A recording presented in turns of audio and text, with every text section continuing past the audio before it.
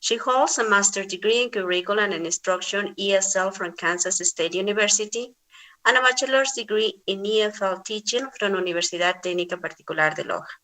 She teaches ESP at the Academic Unit of Business Science at the Universidad Técnica de Machala, Ecuador. She coordinates the EFL Innovators Research Group adjunct to Universidad Técnica de Machala. Her research interests include didactics for EFL teaching and learning, educational policies applied to TFL, curriculum design, and materials development and professional development for EFL teachers. The topic of her conference is Training Proposal to Promote the operationalization of current educational policies on research competence in English teachers of basic education and high school in Ecuador. Good afternoon, Magister, and welcome. Good afternoon. Thank you for inviting me to participate in this important event, which is an initiative that really is appreciated by all professionals in the EFL teaching, because it gives us the opportunity to share our advancements in research. Okay, so in this moment, I will start sharing my screen to present my topic. The topic that I'm presenting, as you already mentioned, is training proposal to promote the operationalization of current educational policies on research competence in English teachers of basic education and high school in Ecuador. Okay, this work was conducted by me together with Johnny Saulo Villafuerte Holguín and Silvia Elizabeth Cárdenas Sánchez. The objective of this work is to contribute to strengthening the research competence of teachers of English as a foreign language at the levels of basic education and high school in Ecuador through the proposal of an ongoing training plan. Sorry. The questions that we intend to answer through this work are: what are the educational policies that indicate the need for research competences in English teachers in Ecuador? And also, what methodological investigative proposals fit the teaching learning context of English as a foreign language in countries like ours, or Ecuador? And finally, how should the training plan aimed at strengthening the research competencies of English teachers in basic education and high school be organized? Okay, so the methodology that we follow to conduct this work subscribes to the dialectical paradigm of educational research that enables the cognitive appropriation of reality from the historical review of the facts and the proposal of concrete solution to these problems. Also, we take reference on Davis-Easton's cyclical model of public policies, which considers the identification and definition of problems, policy formulation, the decision, the implementation of these policies, and the evaluation of them. Okay, so for this work, our analysis focused on the Ecuadorian public policy that evidently tries to promote the development of research competence in the country's basic education and high school teachers, taking as the focus of analysis what is established for English teachers. Documents that were issued during 2012, between 2012 and 2020 are addressed in this work. These documents are specifically the standards established for EFL teachers and also ministry agreements. Okay, so the objective of analyzing these documents was exactly or specifically to identify the government decisions made regarding the competencies to be fulfilled by teachers of English as a foreign language, the identification of the procedures and requirements to advance in the teaching career ladder, and also the initiatives promoted by the Ministry of Education to institutionalize research in its structure. Okay. Now I'm going to share with you the results regarding the first question: what are the educational policies that indicate the need for research competence in English teachers in Ecuador? We have the following results. After analyzing the educational policies regarding research and competence of English teachers in Ecuador, first I will I will introduce some information that is very important to our work regarding the Ecuadorian in-service English teachers standards. These standards were introduced in 2012 and they address 5 domains, which are language, culture, curriculum development, assessment, and professionalization and ethical commitment of teachers. In all these domains, we can observe, if we read these domains, we can observe how research is addressed and how the Ministry of Education, through these standards, is trying to promote the realization of research in EFL teachers of Ecuador. For example, in the first domain, which is about language, it is stated that teachers are expected to know, understand, and use the major theories and research related to the structure acquisition of language to help English language learners develop language and literacy to achieve content areas. Similarly, in the domain about culture, we also see how research is touched in this other domain by expecting that teachers know, understand, and use major concepts and principles, theories, and research related to the nature of the rural culture in language teaching. If we continue analyzing the other domains of the standards for EFL teachers, for in-service EFL teachers of Ecuador, in the curriculum development section or domain, we have that teachers might be able to understand and use evidence-based practice. When we're talking about evidence-based practice, we know that it is about teaching practices that are based on research or on results of research. In the same way, we have in the domain of assessment that teachers must demonstrate understanding of issues and concepts of assessment and use of standards-based procedures with the students. And all the standards are based on research as well. Finally, in the fifth domain, which is about professionalization and ethical commitment, the government expects, so the Ministry of Education through these standards expect that teachers keep current with new instructional techniques, research results, advances in the English and foreign language field, and education policy issues, and demonstrate knowledge on the history of English. These teachers should use such information to reflect and improve their instruction and assessment practices. Excuse me. Teachers' work are expected also to work collaboratively with the school staff and the community to improve the learning environment, provide support, and advocate for the students and families. Okay, in this domain, we have the specific standard 5.8.3, which exhorts EFL teachers to demonstrate the ability to read and conduct classroom research. So we can observe that in this last domain, teachers are asked to conduct research. These are the domains for EFL teachers in elementary and secondary schools in Ecuador. The question is, are teachers trained to conduct research? Okay, that's something that we have to answer, okay, through different studies.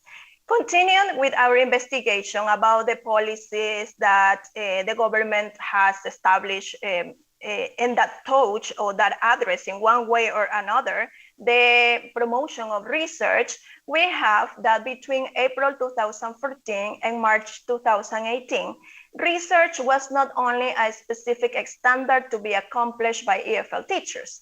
It became one of the possible promotion requirements, not only for EFL teachers, but for all educators at the primary and secondary level, regardless of their field of action. Okay, one example of this is Agreement 6114, which was issued on April 8, 2014. In this agreement, we could see that the requirements for teachers to be promoted to other levels in their career path, they had to provide evidence of professional development. Here we can see the list of the different requirements, but I'm going to focus on this one. Okay, evidence of professional development compliance.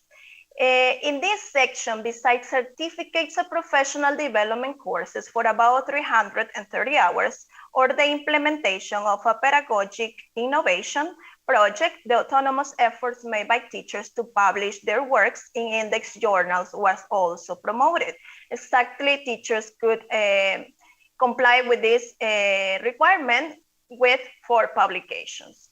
Okay, then we have other agreements, such as agreement 101A, which was issued in 2001. They also indicated that they also indicated the need for publications for being promoted to other levels.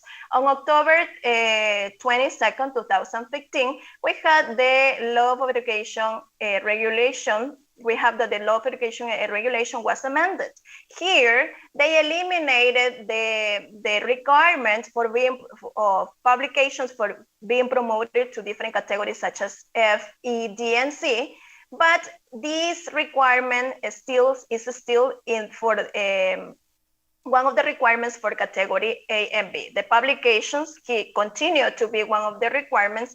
It is not obligatory, it's not compulsory, but it is part of the requirements for be promoted, for the promotions, okay? Similarly, we have another intention, we have another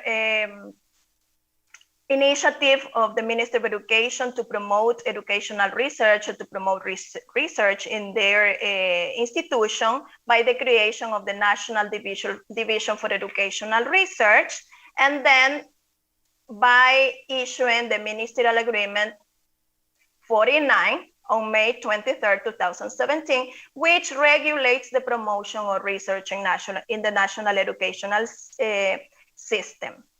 Okay, regarding the methodological investigative proposals that fit the teaching and learning context of English as a foreign language in countries like Ecuador, we suggest some methodologies or some models that will definitely fit our context, with the needs of our context. These models are the exploratory action research model and also the collaborative model in educational research. Finally, what should the training plan aim at strengthening the research competencies in Ecuador? Teachers in basic education and high school be organized? How should this plan be organized? We created a plan of 150 hours, a proposal of 150 hours, and I explain it here with this figure. In this section, we can see that we propose a hybrid model, which consists of conferences, workshops, autonomous work, coaching, tutorships. And in this training, the teachers should learn about they should approach to key concepts, identification of motivations to investigate. They should develop their research plan through the selection of the research problem, definition of questions, design of instruments, intervention, data collection, analysis of data, a poster preparation, in this case, the dissemination of their study in an academic event, and finally, writing a research report. Okay, as conclusions of our work, we have that in Ecuador, education has gone through several reforms regarding the promotion of research at the basic and high school levels. It is evident that the public policy of Mineduc, it is promoted within the public policy of Mineduc by including indexed publications as an alternative requirement for the promotion of teachers of this institution, creating the National Division of Educational Research, and when issuing the regulations for the promotion in the national education system, for the English area specifically by implementing the educational standards that emphasize the research competence as a part of the professional capacities that EFL teachers must demonstrate. Also, everything established in the legal documents or ministerial agreements should be promoted in the educational field, because improving the quality of education in the country depends on this. We also think that it is evident the need to promote initiatives so that the basic education and high school teachers are involved in educational research process. By participating in these initiatives, teachers will not only be able to improve their educational practice within their classroom, but they will also be able to grow professionally and improve their teaching ranks. Finally, through the development of a training proposal in education research, we seek to provide alternatives to support compliance with public policies, since currently there is a weak articulation between the regulations and the training actions, resources, and means offered to support compliance with these goals. Thank you so much for listening to this presentation. Thank you very much. To share with you this. Thank you, Magister Sandy, for sharing this interesting research. Now, PhD Paul Gonzalez will continue with his presentation, Perceptions of the Pedagogical Factors that Affect Virtual Lessons in the context of the COVID-19 pandemic in the city of Loja during the school year 2020-2021. Let me introduce him. He is the doctor in language acquisition from the Universidad del País Vasco, Master of Science, teaching English as a foreign language, Nova Southeastern University of Florida, USA. Magister in teaching English as a foreign language from the Universidad Técnica Particular de Loja. He has participated in institutional projects dedicated to investigate different aspects of teaching English. He is also co-author of several scientific articles related to the teaching of English. He has participated in multiple national and international congresses that have enriched his experience as a teacher in the area of teaching English as a foreign language. Welcome, please. Welcome, Paul. You can share your presentation.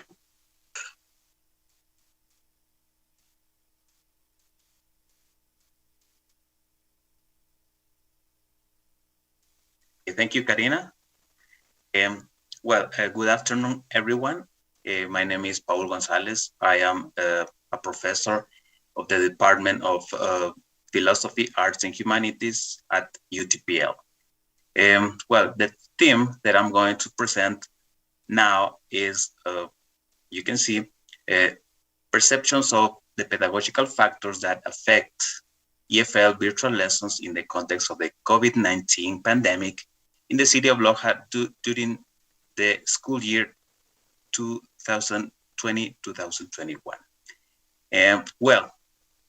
The motivation to conduct this project was to know something about the situation of English teaching as a foreign language during this time of pandemic here in Loja. You know that there has been a change from on-site classes to virtual classes. So we wanted to know about how this change has been implemented in the English classes in our city. The data for this study come from a project that people from the research group called EFL Teaching and Technology at UTPL are currently conducting at our university. So this is a project that is progress. No? We are going to conclude this project in October. So we are still working on it. This project is part of the call for projects this year at UTPL. Another thing that I want to mention is that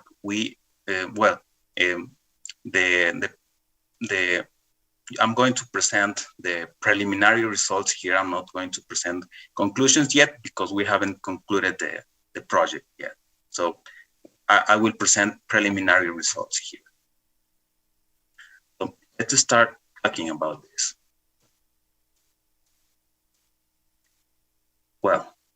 About the purpose. The purpose of the present research project is to determine the perceptions of the pedagogical factors that affect the quality of teaching English as a foreign language virtual lessons in the context of the COVID-19 pandemic.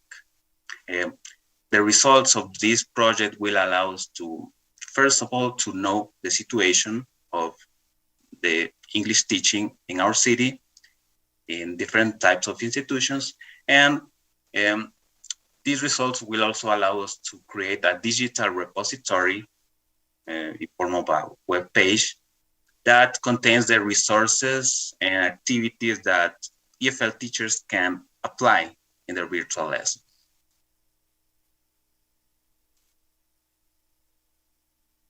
Example, well, it is necessary to mention at this point that several educational institutions from LOHA were involved in this project. So as for the sample, the participants were 102 teachers, 40 authorities of educational institutions, 80 parents. The parents were from kids at elementary and secondary education, and 120 students, so elementary, secondary, and higher education from 40 public and private educational institutions in the city of Loja. Additionally, well, I'm going to talk about the criteria to select the sample. Now, the criteria was based on voluntary participation, which means that we use the method of convenience sampling, of course, excluding vulnerable groups. So we use a convenience sampling in this project. Well, to apply the instruments, I'm going to talk about this later. To apply the instruments, the participants were contacted through the authorities and teachers of the institutions. We use, of course, we needed to ask for permission for this, so we use a consent letter in order to ask for permission from these people. And in this consent letter, we include some aspects, for example, the purpose of the study. We also ensure the protection of the participants' identity, their anonymity, as well as their confidentiality, the confidentiality of the information. Now, talking about the data collection instruments. In the instruments that we use were online questionnaires. These were distributed by email and were administered to the sample of participants. The questionnaire had, of course, the questionnaires had some differences because there were different types of participants involved. For example, teachers, authorities, parents, and students. So the questionnaire for these participants had some differences regarding the writing of the questions and the complexity of the questions. These questionnaires were designed including items that allows to collect information about different pedagogical factors that have an effect on EFL teaching in our city during this time of pandemic. The factors considered were time management, assessment, learning styles, teaching experience, feedback, technological skills, and linguistic skills. These factors can be considered the independent variables of the study. And we can say that the dependent variable is the quality of the virtual lessons imparted by the English teachers. This quality was measured based on the accomplishment of these pedagogical factors. The procedure. Well, how did we collect the information and how we proceed to get to the results of the project? Well, first of all, we designed the instrument. We designed the instrument based on literature that we reviewed about the different factors that we investigated. We also piloted the instrument. We piloted and validated the questionnaires with a group of teachers, authorities, students, and parents of the city of Loja to determine their efficacy and to make some corrections before the final application of these instruments. Well, after finishing the design of the instruments, we contact the institutions through teachers and through authorities, and from this, the teachers authorities from 40 educational establishments selected for this study. And so we started based on this response from that, the response to our request, we started to administer the questionnaires. After collecting the information from the participants, we tabulated and analyzed the information using descriptive statistics and with the help of the ESPS software in order to determine the tendencies found in the data obtained. Part of the procedure is also the socialization of the results, and that we have not done yet because the project has not been finished yet, and the design of the repository, which is a website, and we are working on it too.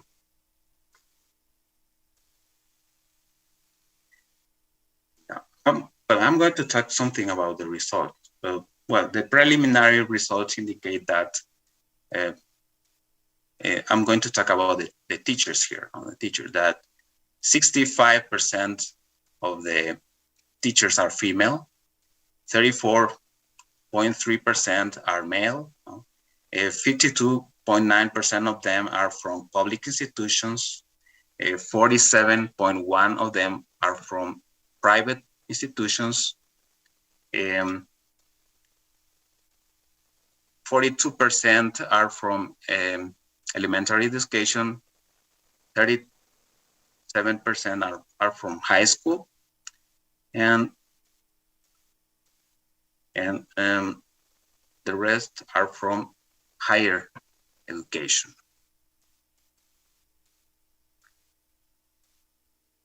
Yeah. I'm going to talk about some preliminary results obtained from the answers given to the questionnaires. The answers tend to be grouped in the options neutral and totally agree.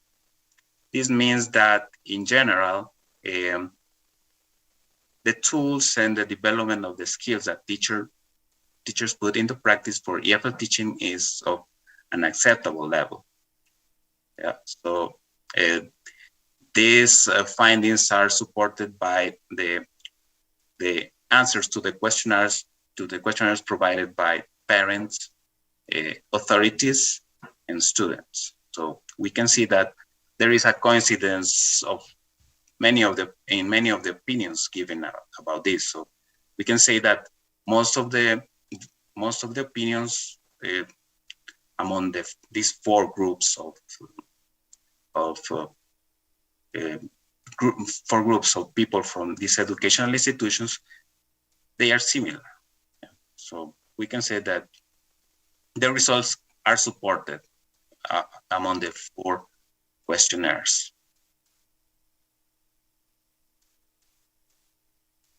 Yeah, I'm going to talk about some factors that we saw here. As I mentioned previously, the results are backed up by the results obtained from the questionnaires applied to the students, parents, and authorities. As for the factors of time management and teaching styles, we can say that there is a variety of teaching styles, which is reflected on the varied opinions expressed in the answers.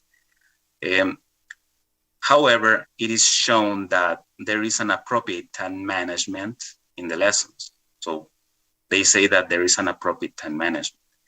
with respect to factors such as technological skills and feedback, we could observe a division of opinions there in those factors. So in many of the items related to those factors. So this could be an indicator that there is a possibility of problems with these factors in the classes. You know? So there could be problems regarding technological skills and feedback. In summary, teachers say that they provide some time of feedback. They say that they monitor activities and contribute to carrying out projects in class, whether individually or in groups. One of the final results of the project will be a repository that will contain resources and activities that EFL teachers can apply in their lessons. So in this respect, we can say that an expert in the design of websites is helping us with this repository that will be available when we finish this project. And well, this is all I can say so far with respect to this research work. I think that this is an interesting project, and that will contribute to improving EFL teaching in our city, especially in the context of EFL education. Thank you very much for your attention. Thank you very much, Paul. Thank you very much for this interesting research too.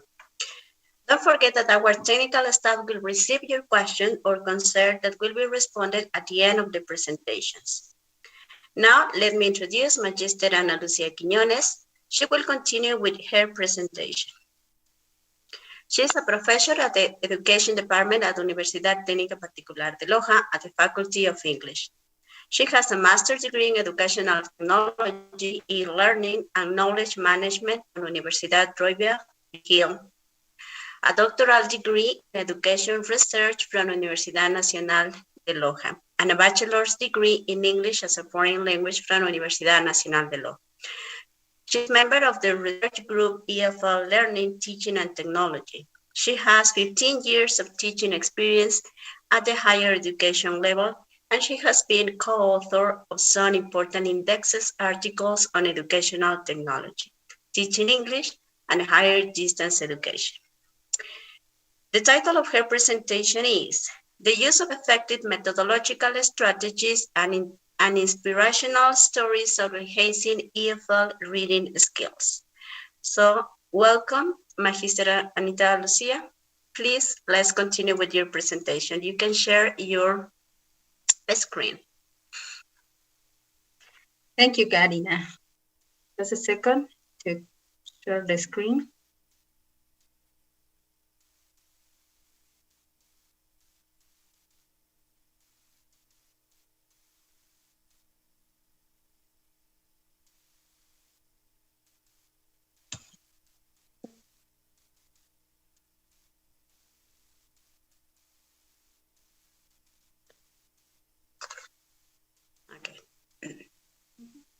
Okay, thank you, Karina.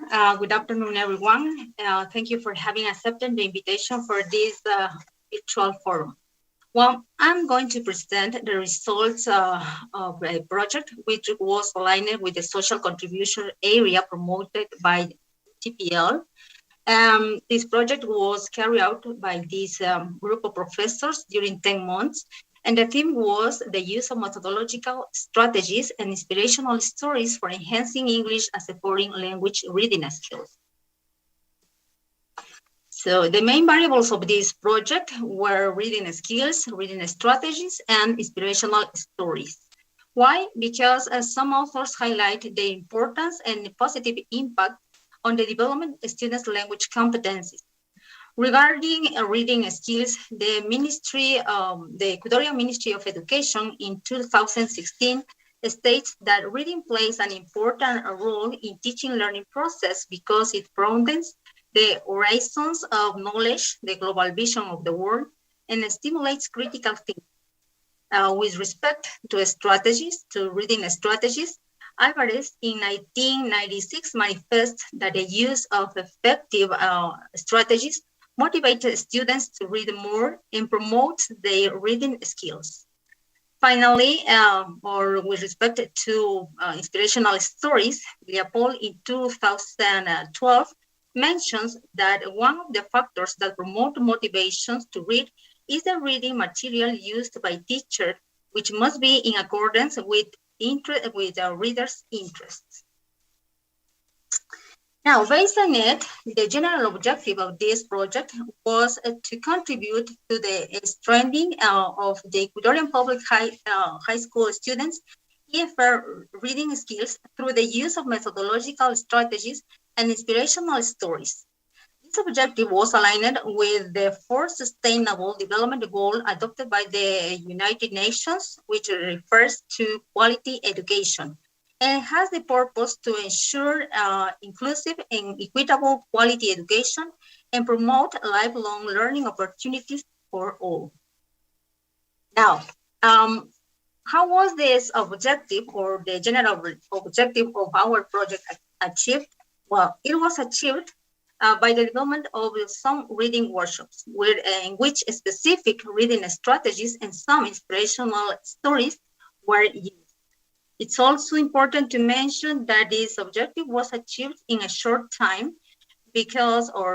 which means that at the end of the project, the participants improved their reading skills, learned how to identify the use of the effective reading strategies, and increased their interest in reading. With respect to participants, 3 groups of them were part of this project. The first one was comprised of 225 practice teachers who were registered in Practicum Académico 2 and Practicum 3 of the UTPL distance program. They play a vital role during the project because each one of them conducted the 4 reading workshops. The second group was made up of 442 public high school students who voluntarily attended the workshops. Their ages ranged from 12 to 15 years old, and they were in 8th, 9th, or 10th grade of Educación General Básica. The last group was comprised of 442 EFL teachers from public and private, from public and high school who attended the socialization meetings. Now, so how was the project carried out? This project had 3 stages. In the first one, the participants sought out volunteers to participate as students of their reading workshops. To do this, the pre-service teachers used different communication strategies and resources, such as posters, social media, informal conversation, and among others. They had to work with volunteers and use those communication strategies because the COVID-19 pandemic didn't allow them to conduct the workshops in high schools. So this, as you can see, they are some of the pictures show the material that our practice teachers use to sort out the participants. In the second step of this stage, the practice teachers met with their students, parents, and EFL teachers in order to let them to know how the project would be developed, its stages and activities, as well as its importance and positive impact on the development of participants' reading skills. It's important to mention that some of these meetings were held face-to-face and others were online. At the end of this meeting, the practice teacher applied some instruments, 2 instruments, a pre-test and a survey. The first one was completed by their students, and the purpose was to know their reading level. Meanwhile, the survey was applied to the EFL teachers, and it allowed the practice teacher to know their opinions about the students' reading skills.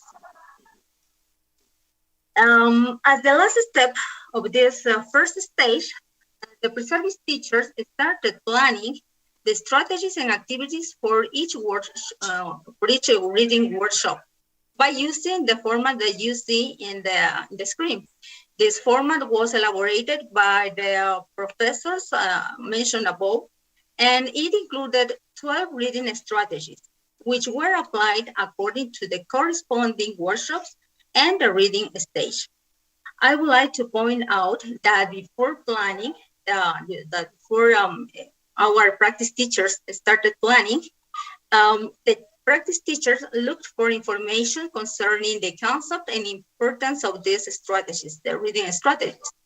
That research was crucial because it allowed them to learn about how to apply effectively those strategies during the workshops, how important is to consider each reading stage, and how important is to include the pertinent activities in each stage. It's important to remark that the planning activities were checked and graded by the professors who provided the corresponding feedback.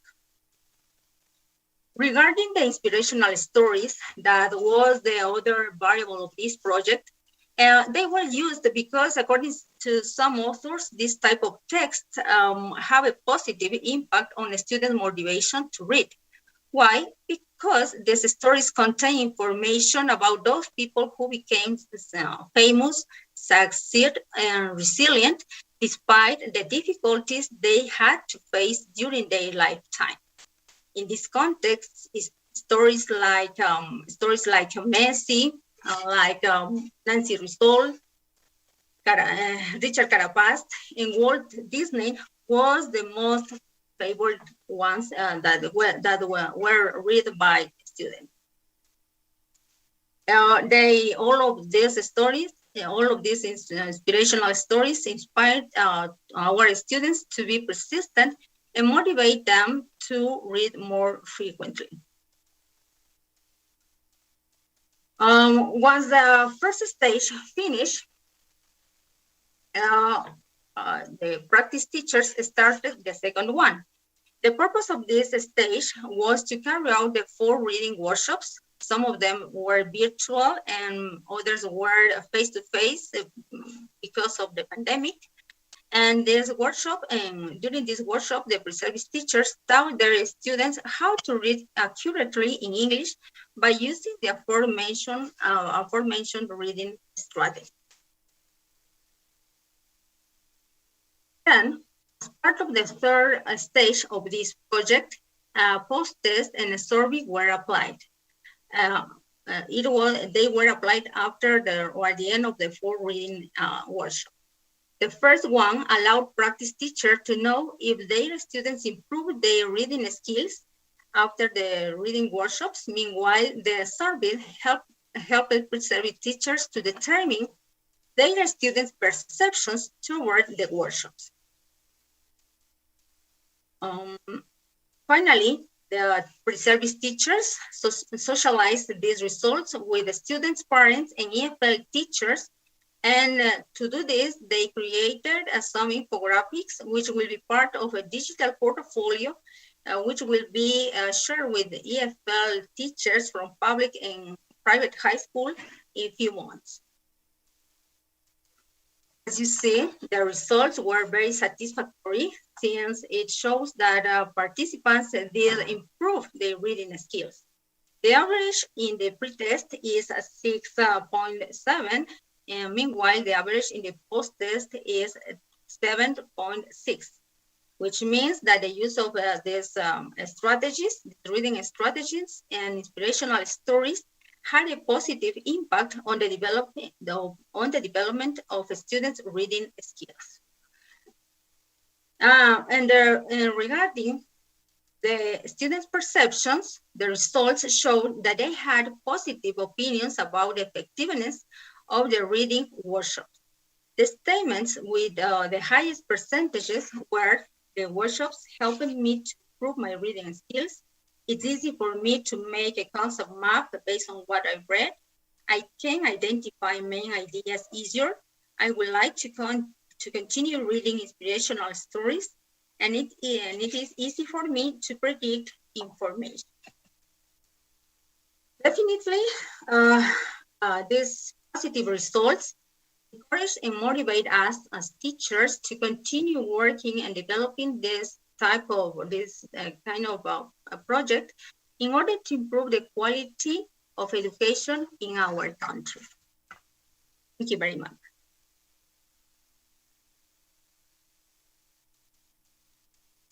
Thank you very much, Anita, for this interesting research too. Now, Mr. Fernando Carrion will share with us his presentation about strategies for teaching English as a foreign language to a student with attention deficit hyperactivity disorder, a case study in Ecuadorian context. Let me introduce him. He is an assistant professor at UTPL in the subject of pedagogy in a distance system. He was a teaching assistant at the UTPL in the subject English language reading and writing 1 on-site system. He had a lot of diplomas. I'm going to read one of them. She got a diploma in competency in English awarded by the Canadian House Center. She got a first certificate in English with Cambridge English Language. She got a certificate in English language interpreted awarded by Easy English School of Language.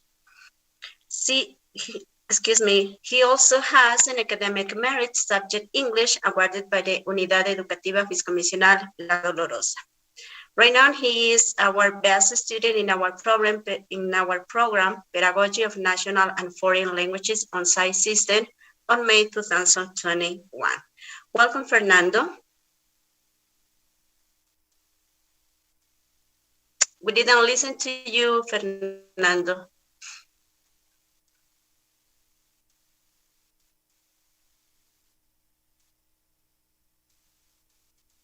Okay, thank you for sharing your screen.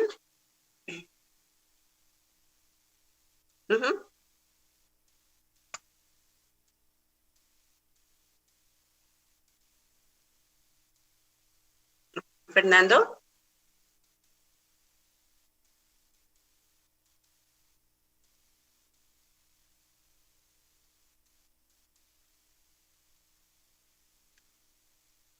Fernando has some problems, maybe, I don't know. You can tell us something in order to see if your audio is well.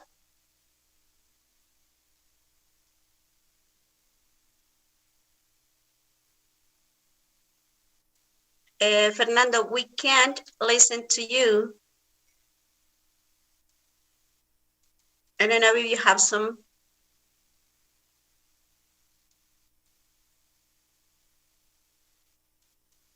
Okay.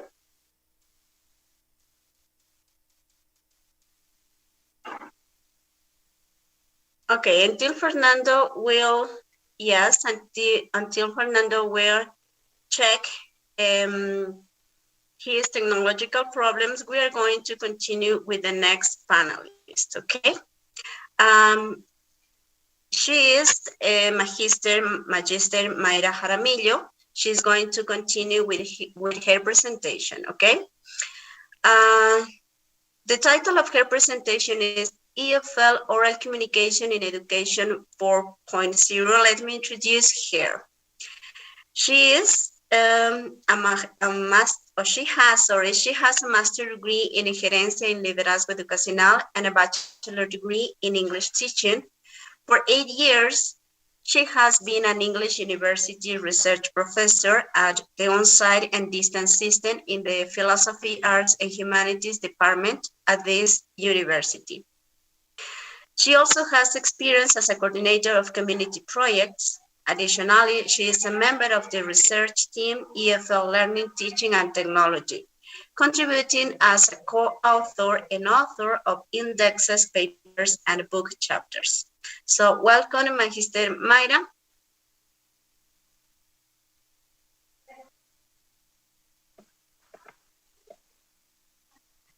Good afternoon. Welcome, Magister. Good afternoon. You can start with your presentation. Thanks, Magister Karina.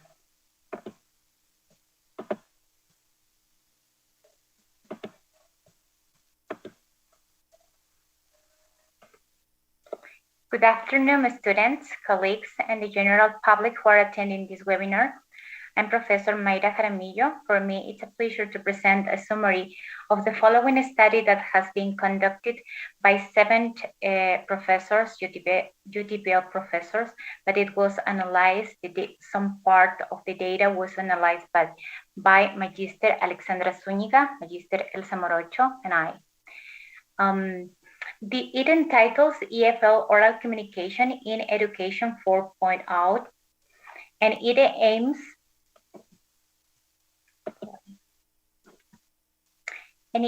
aims to determine the effectiveness of technological tools based on Education 4.0 competencies of English teachers to enhance students' English oral communication skills.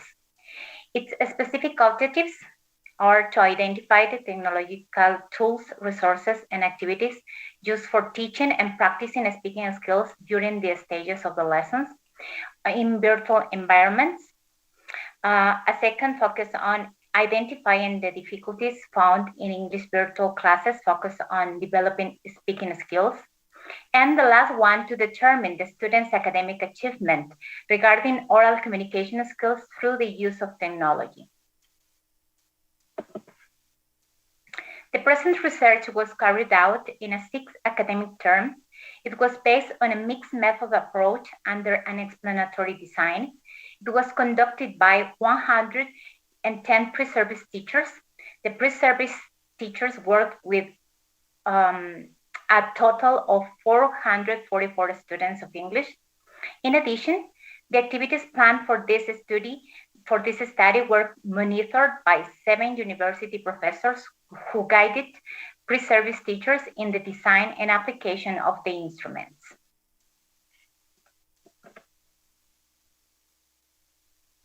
To obtain reliable and valid information for the present research study, on step 1, an oral diagnostic test was applied to the students to measure the entry speaking level in the course.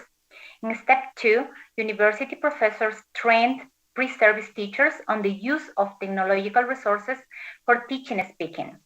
On step 3, the teachers planned 5 speaking virtual lessons by considering the oral level of students, learners' preferences, age, topic of the lesson, speaking skills, and the stages of the lesson to be taught. Based on these aspects, the teachers selected the appropriate technological tools and activities to be adapted and applied in the different stages to help students to improve their oral communication. On step 4, those lesson plans were reviewed and approved by the university professors before step 5, their application on the speaking virtual classes. On step 6, after the last lesson, an oral post-test was applied to the same group of students. It helped to know the students' progress regarding their oral communication skills. Once the intervention ended, on step 7, 2 questionnaires were applied to the teachers and students to identify the technological resources, educational resources, and activities used by them in the different stages of the class during the intervention. Also, to determine a student's perceptions when developing speaking skills. Now, I will show you the most important aspects analyzed from the gathered data. Considering that public institutions have an average of 40 students per class, this number of students has been an aspect that has not contributed to classroom management in the virtual environment. Even though this number has been reduced because some students could not attend online classes since they did not have access to internet or technological supplies. As a result of this experience in teaching the language, most of the teachers consider that the most appropriate number of students is less than 10 in an online class. Regarding the methodologies used by pre-service teachers to foster their students' oral communication skills in the speaking lessons, most of the teachers mentioned that they use communicative language teaching, and almost half of them applied cooperative language learning.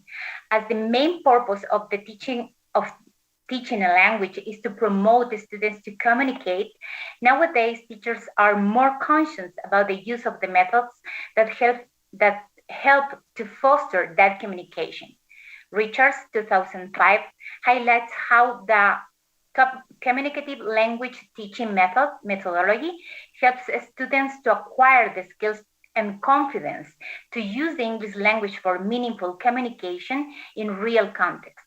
In this methodology, teachers are facilitators and monitors their learners' own learning process by providing them with the opportunities for using digital tools to develop their oral competencies. For this purpose, teachers created appropriate activities to promote communication. The cooperative language learning methodology was also adapted to the online context because it facilitated a student-to-student interaction. The easy-to-use interface of the video conference platforms used allowed to grouping of students to produce the language orally. This way, both methodologies were combined and complemented virtually.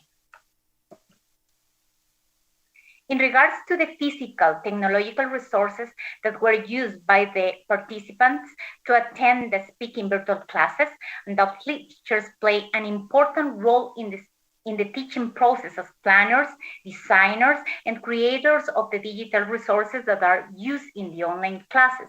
For this purpose, the desktop computer and the laptop have become teachers' main tools since they are the technological devices that allow them to manage the digital teaching resources better than using a tablet or a cell phone. A third of the teachers assure that they also use their cell phone to complement the teaching process by using cell phone apps that help to facilitate communication. On the other side, the reason why most students answer they use different devices to get connected to online classes is mainly because this pandemic has made evident that most families where there is more than one child and only a few technological devices, they share what they have among parents and siblings. This figure also shows the video conference platforms used to carry out the speaking virtual class. Most of the teachers, 90% of them mentioned that the Zoom platform was used to impart this class. Zoom has become the most fashionable and useful video conference platform during this pandemic since it has a friendly and easy to use interface. It allows teachers and students to connect and work from different places in a synchronous way. Because of its characteristics, it can be compared with an on-site class since the contents can be presented through interactive presentations, explanations, infographics, and videos, among others. Additionally, teachers can make students practice individually, in pairs, and in groups, and provide them with feedback. That was Fall 2020 expressed. Some of the features that this platform has to foster communication while teaching are video, polls, text chat, whiteboard, breakout rooms, and recording of sessions as well. All of these special characteristics make this tool perfect for students to practice speaking. That was Hong 2020 expressed. Concerning the technological resources that the teachers use in the different stages of the speaking lesson to present the topic and the content to be taught in the presentation stage, the teachers use PowerPoint presentations and YouTube videos. Both resources have been used a lot even before the COVID emergency due to they have special characteristics that allow the presentation of content that can be prepared previously for academic purposes. And in the specific case of YouTube, as it is known, it also allows to find the information that has not been recorded for academic purposes. So teachers can find videos that contain information that's communicative language. That means to allow students to be in contact with real language. Teachers have just adapted the same traditional content presentation resources to the online setting. On the other side, although Zoom is not in this figure because it was mentioned previously, thanks to the features and characteristics that the video conference platform has, it was used by all of the teachers to make the students produce the language in the practice and in the production stage. Additionally, the social network WhatsApp was also used by more than half of the teachers to make students practice this target language orally. All of us are aware that this tool is available and easy to use for most people because this free cell phone app that we have all already downloaded in our cell phones allows the grouping of students. They can record their voices and share with the whole group. The teacher can listen to the students' recordings as many times as they need to analyze the students' mispronunciation, fluency, among other aspects. And they are able to provide an accurate feedback in class or by recording in the same app. In the last stage, the teachers used Kahoot, Socrative, and Google Form for summative and formative assessment. According to Delos 2015 and La Rosa 2017, teachers use these kind of tools because they allow them to have real-time responses, and those results can be used for two purposes: to monitor the students' oral achievement, also to consider those results to provide immediate feedback on the aspects that students were failing and that must be reinforced.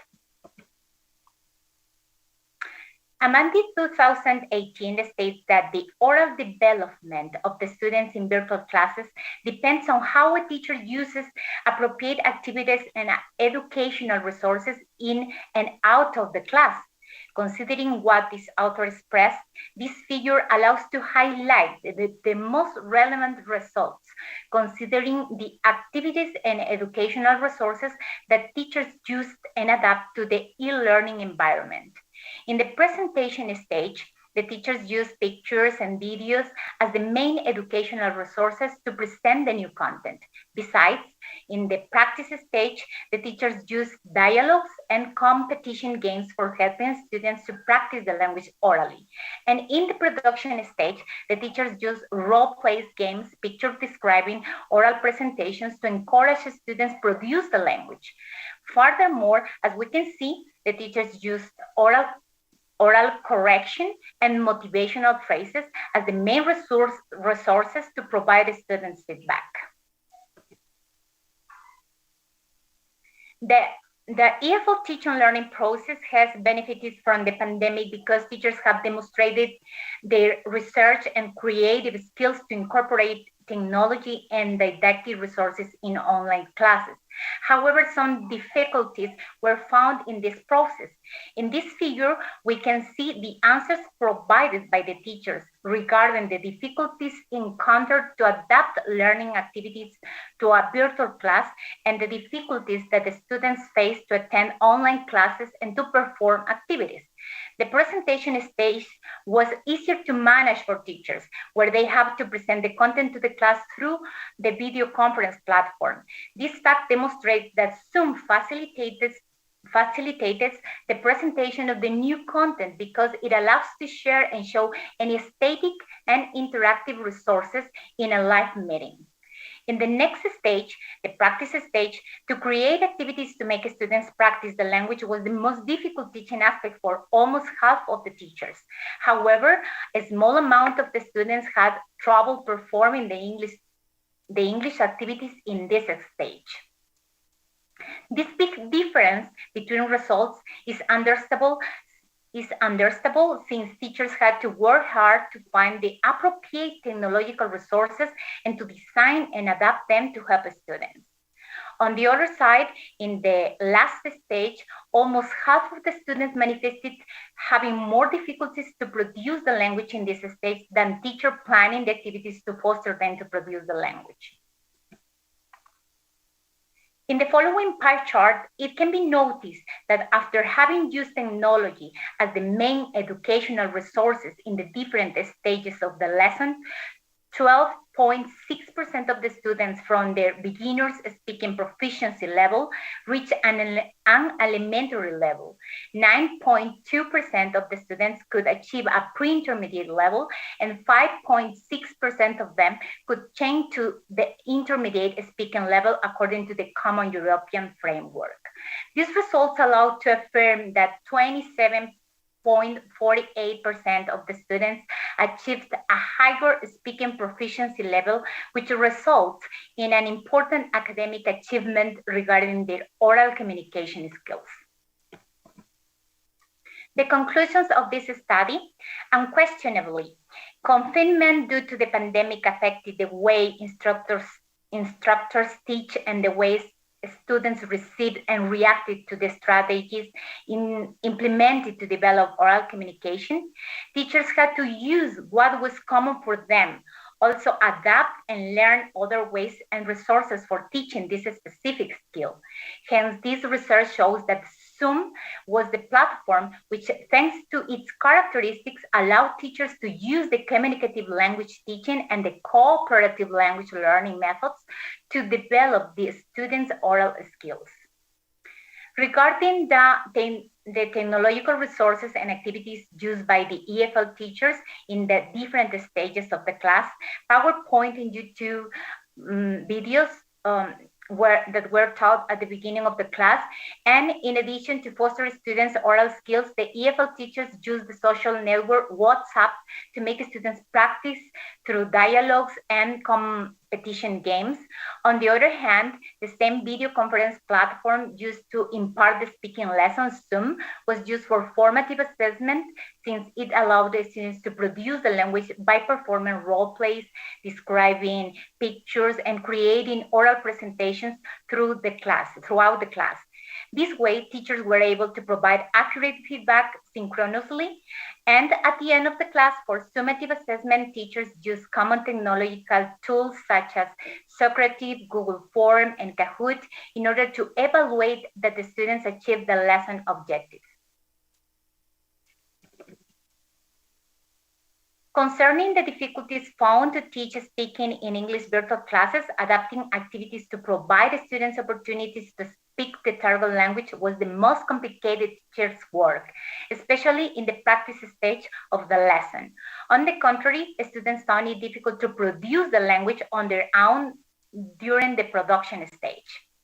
The results also demonstrated that a fourth of the students reached a more advanced proficiency level regarding their speaking skills through the use of the different technological resources and the adaptations made in the activities used by the EFL teachers through virtual classes. Thank you. Thank you very much. It is an interesting result of your research. Thank you for sharing it. Now I'm going to introduce again to Mr. Fernando Carrion. He's going to share his presentation about strategies for teaching English as a foreign language to a student with attention deficit hyperactivity disorder, a case study in Ecuadorian context. Okay, Fernando?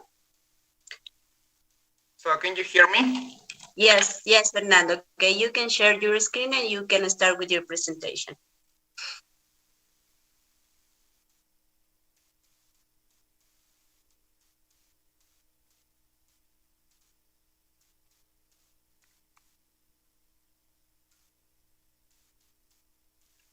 So good afternoon, everyone. So I am Fernando Carrion, and I am a student of the English major of the UTPR.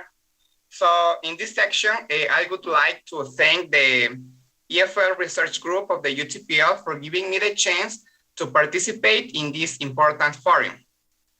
So in this case, the project was strategies for teaching English as a foreign language to a student with attention deficit hyperactivity disorder, a case study in the Ecuadorian context. So let's get started.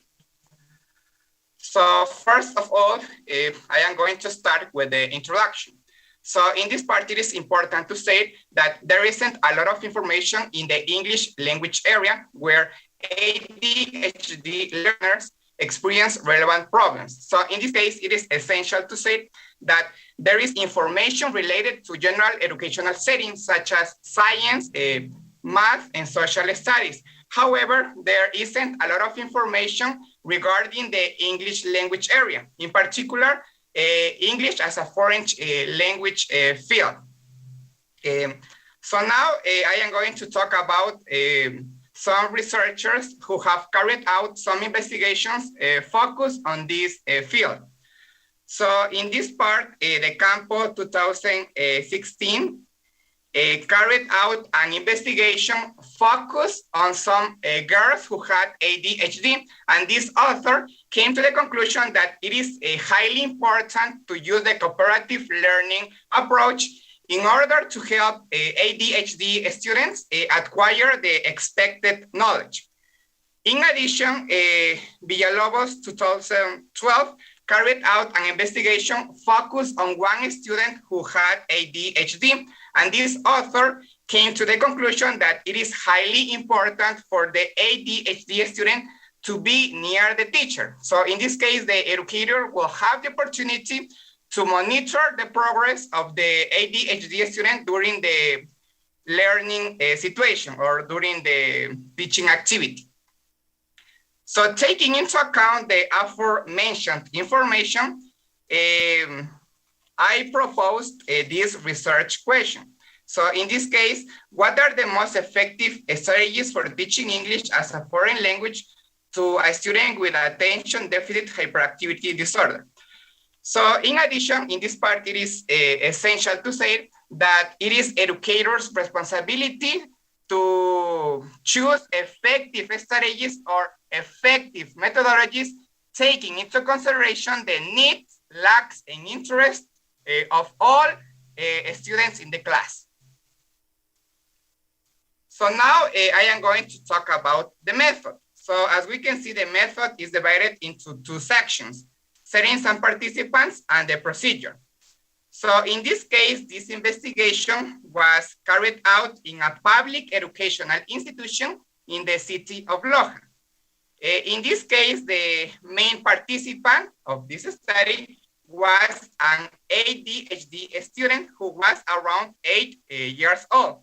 In addition, one pre-service teacher and one educator participated in this study.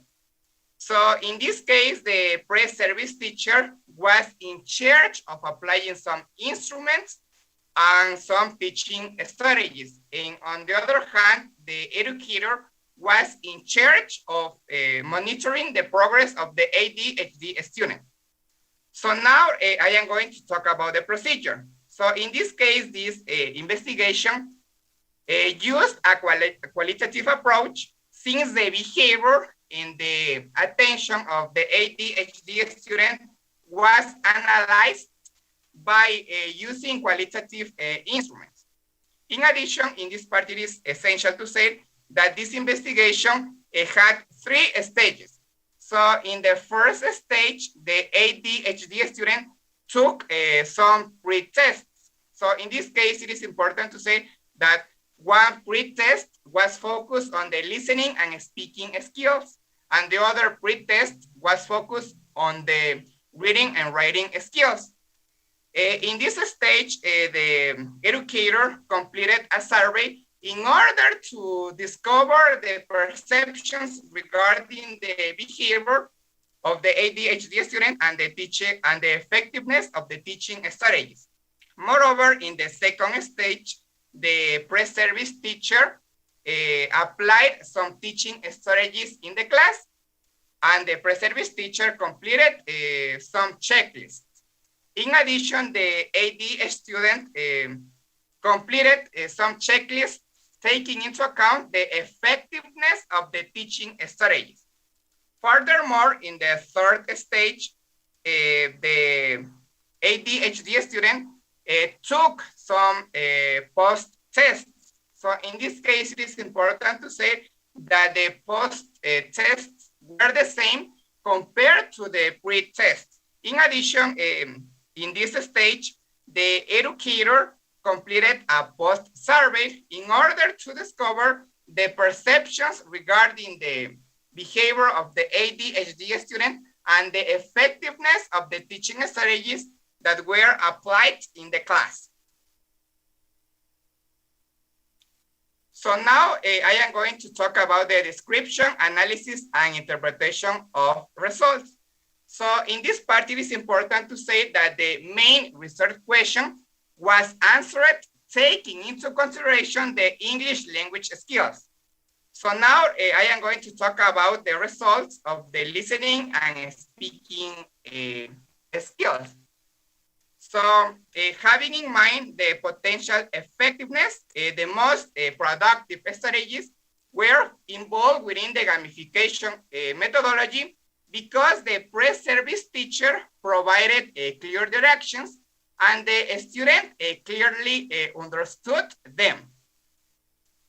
Moreover, regarding the easiness of use, the most effective strategies were involved within the gamification methodology since these strategies did not last long. In this part, it is important to say that the allocated time to complete them was around 10 minutes.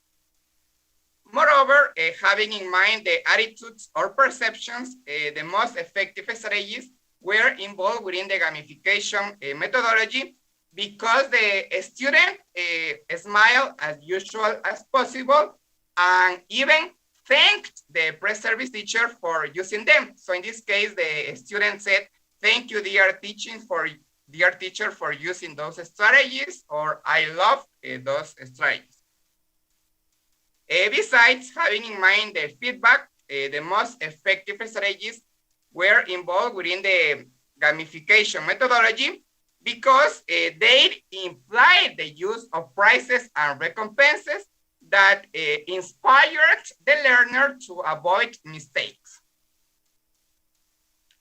So now I am going to continue with the same research question, but focused on the reading and writing and grammar and vocabulary. So as we can see, the most effective strategies are involved within the gamification methodology.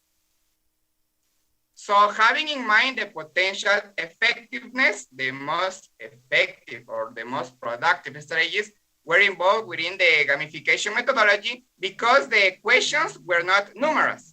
So in this case, the teaching strategies contain a few questions and consequently the students avoid boredom. Besides considering the easiness of use, the most effective strategies were involved within the gamification methodology because they included colorful pictures, graphs, icons, and photos. Moreover, having in mind the attitudes or perceptions, the most effective strategies were involved within the gamification methodology because the student liked the activities. In this case, the student enjoyed the activities and said the phrases I mentioned before. In considering the feedback aspect, the most effective strategies were involved within the gamification methodology because they included recompenses that encouraged the learner to complete them in no time. So now I am going to talk about the conclusions. So in this case, the strategies known as how do you say it and is it correct involved within the gamification methodology were the most adequate ones for teaching listening and speaking skills because these strategies did not follow the process of traditional ones. So as I mentioned before, the prizes and recompenses served as a motivation for the ADHD student to complete them in a successful way. So in addition for teaching the reading and writing skills, the strategies known as repetition and write the word that best fits the picture and read it involved within the gamification methodology were the most practical ones because they were very flexible. So in this case, it is important to say that gamification strategies are very flexible due to the fact that they can be applied with any topic, with any area, and with any field. However, the effectiveness of the gamification strategies will depend on the motivation and on the willingness of the teacher to apply them in a successful way.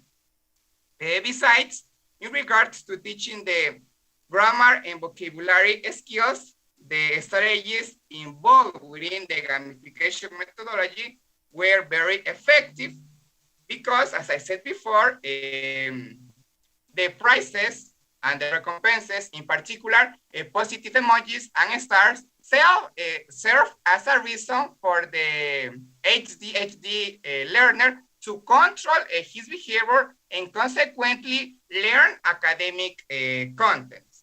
So in short, as we can see, the most effective strategies to teach English considering an ADHD student are the ones involved within the gamification methodology.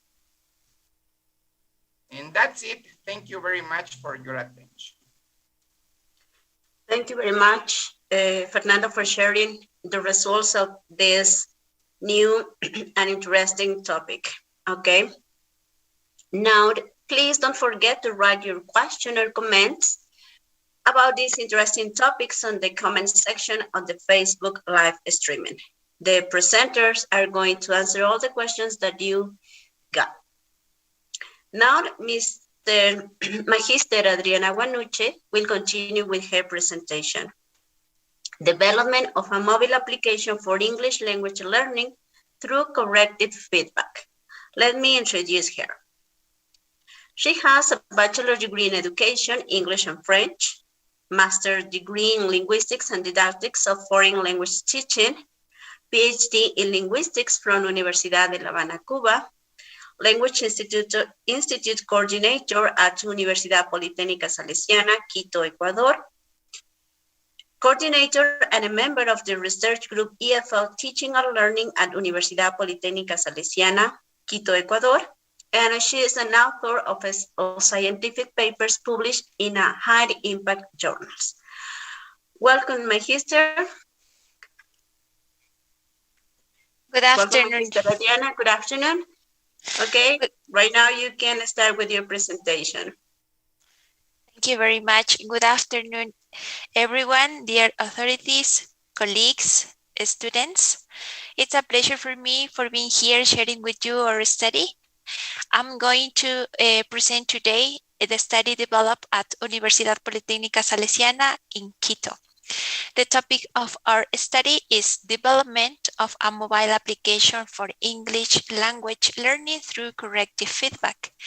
The authors of this study are Gustavo Caiza, Osana Iris, Roberto Espi, and Adriana Guanuche.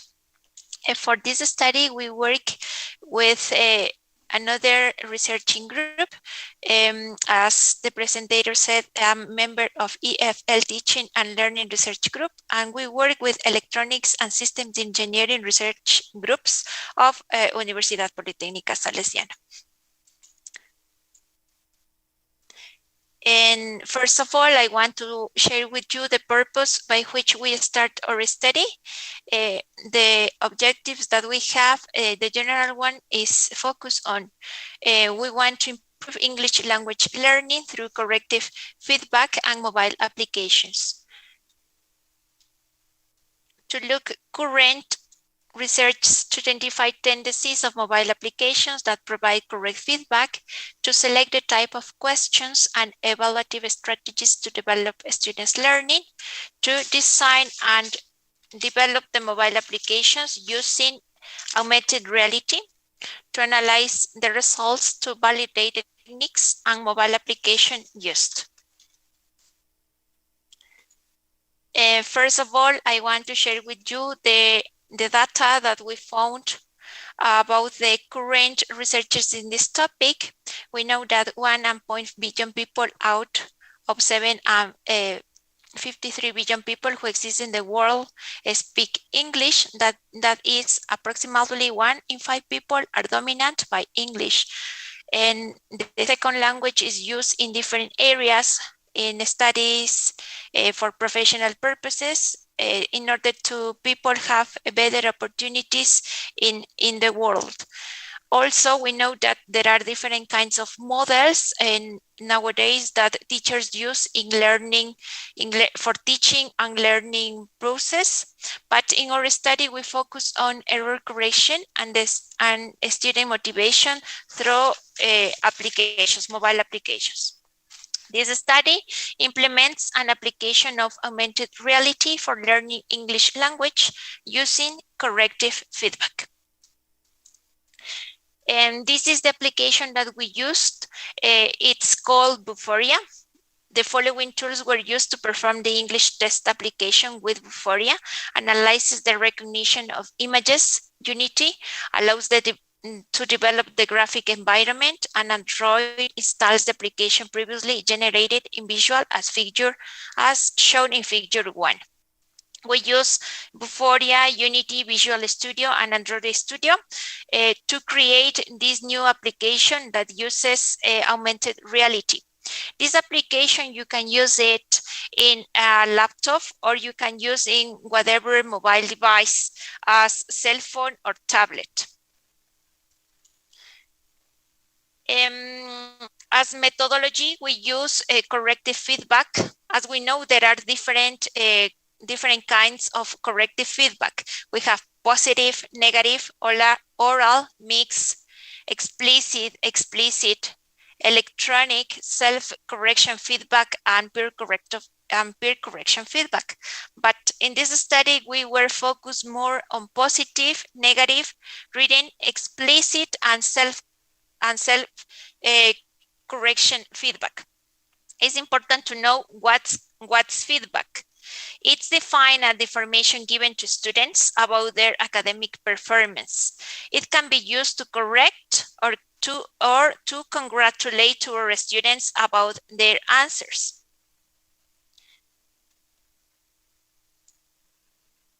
And in this application, we choose different kind of exercises. We focus on fill in the blanks, multiple choice, structured sentences, and true or false. Why we decide to choose this type of exercises? We were based on international examinations, and also the type of evaluation that we use here at Universidad Politécnica Salesiana. Simulation and validation of the application. The app displays the message correct within check icon and a happy face. The first step is to run the application on the smartphone. Next is to focus on any number belonging to the database. Finally, the question is shown. In this figure, you can observe the words answer me. The students have to click on this, and they have displayed, or the mobile application displayed the different kind of questions according to the ability that they are practicing. In this study, we focus more on grammar, and you can see in those figures we have an example of the mobile application. And in the first figure, you could see the student receive an explicit feedback. Sometimes, it depends on the question that the student receives, the types, and depends on the answer that the students gives to the application. They receive immediately the response, and according to this, they could receive corrective feedback, explicit feedback, and self-corrective feedback. Self-corrective feedback gives the opportunity to students to repeat, and of course they could improve their grade in the application. This using this application is another way to be evaluated.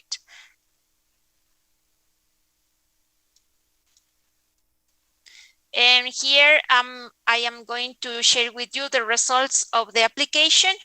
Teachers of the Language Institute participate in this survey, where they 90% and 100% said that this application is functional, and it expresses acceptance for teachers.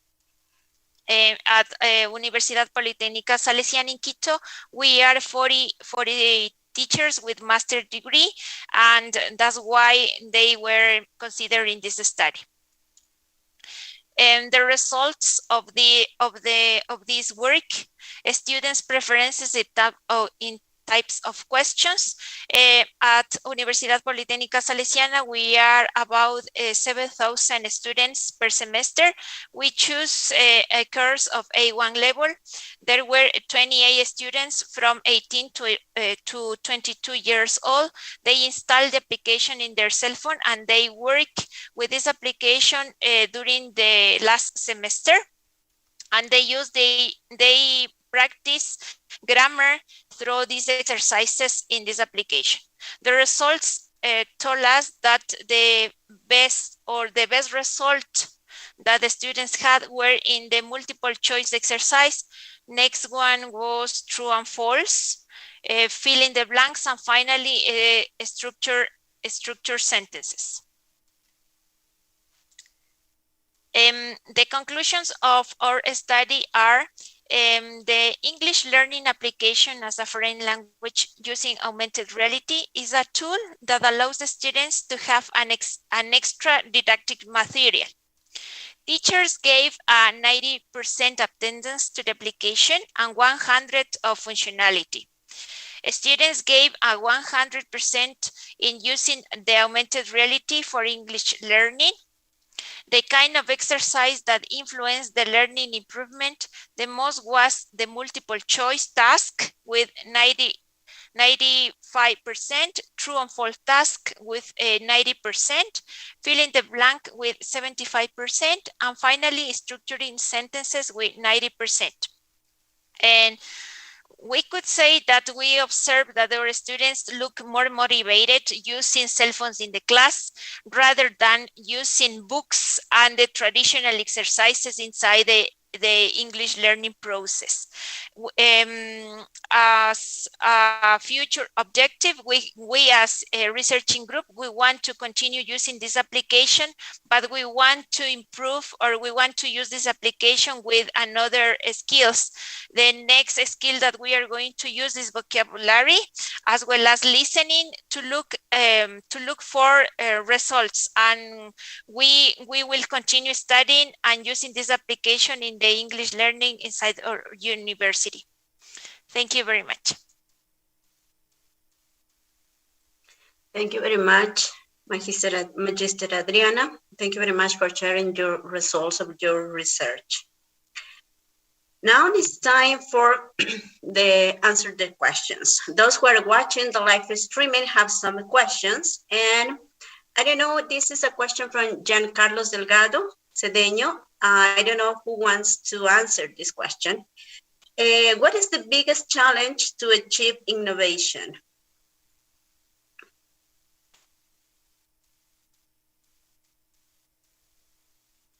I'm going to ask, I don't know, who wants to answer this question? I would like to provide some insights regarding this question. Okay, I will say that the biggest challenge is actually becoming reflective teachers, because as we reflect, we can come up with creative ideas about how to innovate in our classroom. And this is actually in hand with research, which is one of the skills or capacities that we have to develop when we are conducting research, becoming reflective. Okay, thank you. Thank you, Sandy. I don't know if another presenter wants to answer this question. Okay, what's the biggest challenge? I can say something about this. Okay, thank you. Thank you, Fernando. Yeah, to achieve innovation, well, first of all, I think the most difficult part to achieve innovation is to know the educational needs, to know the students' needs, and to know that it is important to get their opinions, to get their views about something, and to see some results, the results that they are getting in their educational process. So I think that is the most difficult part. Okay, thank you, Paul. We have another question. It is for Myra. According to your research, which is the best methodology to improve students' oral communication? Okay, According to the results that we got at the end of the study, we could realize that the methodologies that worked best for these teachers who were working with us, with the professors, were the cooperative language learning and the cooperative and the communicative teaching language, because they the basis of these methodologies are to foster students' oral production. Okay, so all of the activities that the teachers planned in order to apply in the lessons are like focus on making our students produce the language during the whole class, and is not like focus on just on the content of the class, because most of the resources are researched in order to make or used in order to make the like foster communicative language. Okay, so students are going to try to speak about the topics they like the most, the topics that they know, because as teachers we're going to consider their needs, their previous knowledge, their interests, in order to like present them information that's interesting for them, so they are going to be motivated to speak. Yeah, so these are the main methodologies that work best in our research. Okay, thank you, Myra. We have another question for Fernando Carrion. You mentioned that gamification is the best strategy for teaching English that suffer this ADHD. Do you consider this ADHD when you teach with gamification? I don't know if it is clear, this question, but I think that if you consider that the children that have this problem, gamification is well used. Yes, as I mentioned previously, it is important to use this methodology in order to help ADHD students learn academic contents and manage their behavior, due to the fact that these learners will be motivated enough by using prizes and recompenses. However, it is also important to emphasize that this methodology will work for general or average students, because all students will be motivated to complete tasks, to complete activities, to manage their behavior, to keep a good behavior by getting recompenses or prizes. So in short, this methodology is effective for ADHD students and average students. And that's it. Okay, thank you, Fernando. We have a question for Sandy. Okay.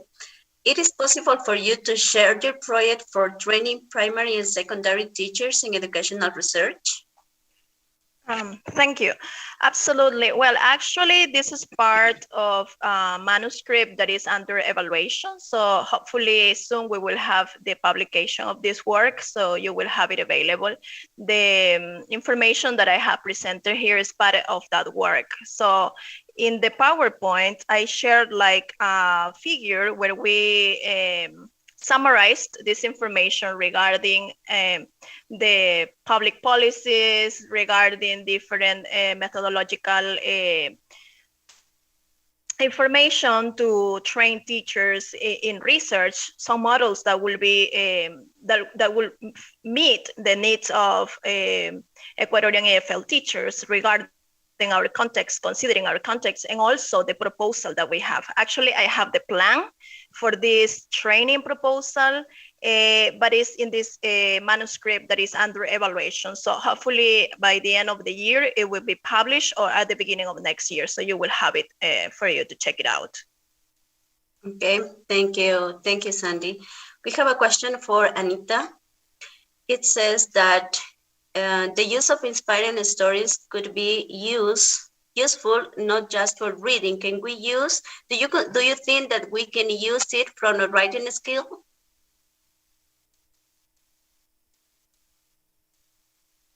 Thank you for the question. Yes, of course, because as you know, based on what we read, we can write. So the use of these inspirational stories are a useful type of text that can be used for developing any skills, any EFL skills. So I think that the teachers can use this type of text to develop reading, writing, listening, and of course, writing, no? Thank you very much, Anita. Thank you very much for your responses and views about these topics.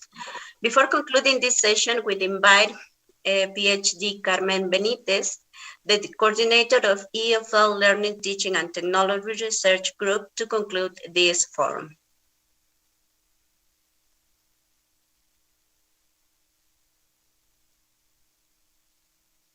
Anita, Carmita, we can listen.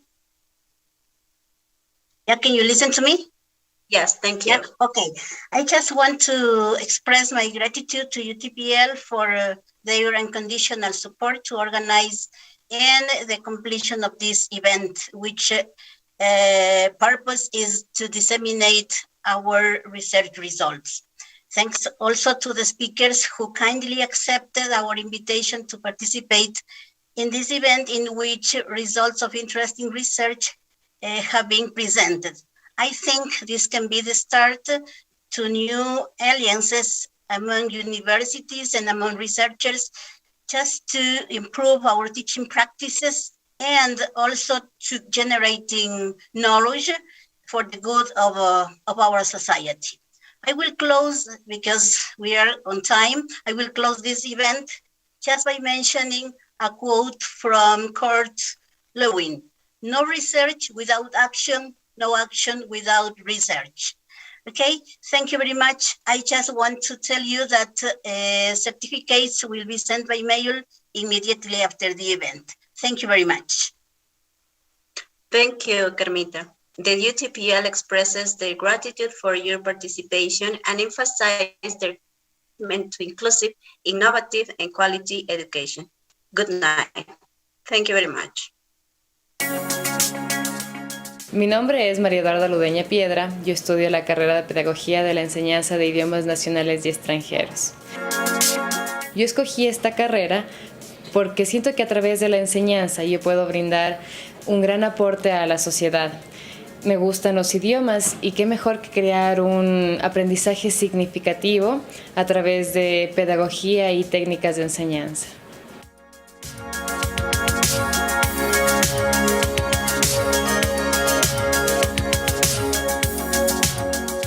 Las ventajas de estudiar esta carrera es que en la actualidad existe una gran demanda de personas que quieren aprender un segundo idioma, porque a través de esto uno puede abrirse más oportunidades a lo que son el campo laboral, el campo cultural, el campo social. Entonces, ¿qué mejor que ser esa persona que satisface esas grandes necesidades?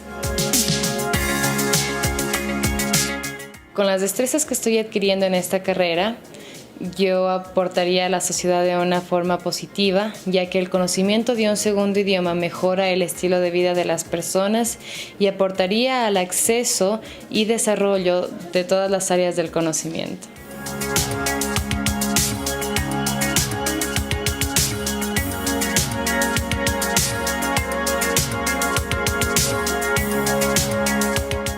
Para mí es un orgullo ser estudiante de la UTPL por diferentes razones.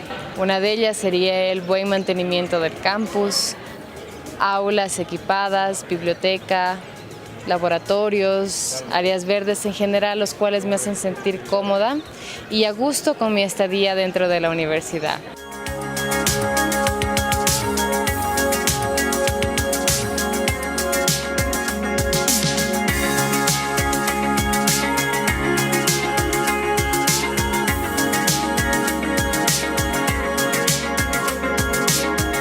Me gusta el hecho de que existen profesores capacitados, que la universidad nos apoya en cualquier proyecto o emprendimiento y que gracias a sus diferentes formas de estudio, modalidad presencial o abierta y a distancia, nosotros podemos convertirnos en los profesionales que queremos ser.